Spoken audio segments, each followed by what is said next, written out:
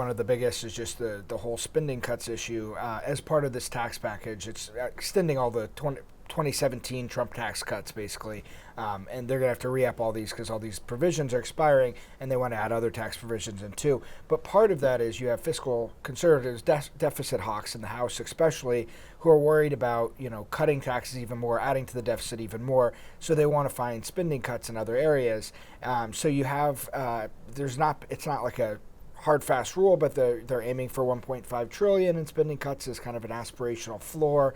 And we'll see how close it gets to that. But, you also have at the same time, especially in the Senate, some more centrist Republicans who they're wary about cutting that much from the deficit because you're going to have to find places to cut that.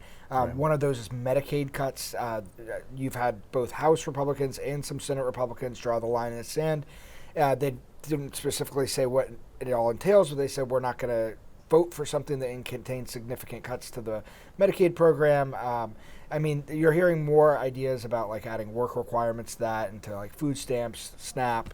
But again, you have these fiscal conservatives who want these big cuts in the same party as people who are not wanting to cut that much out of this. So it's kind of it's going to be a give and take here for leadership in the House. And then you have other issues like the SALT cap, the state local tax deduction cap, $10,000. You have people like in high tax states, Republicans in high tax states like Mike Lawler, who are pushing for the SALT cap to be raised dramatically, even beyond just $20,000, which would be doubling it. But he introduced, I think, legislation that was like $100,000 cap, and that was kind of, obviously, I don't think you're going to see it go up that much. It would be an enormous cost and be difficult to get the votes for that on the other side of the coin, rural Republicans.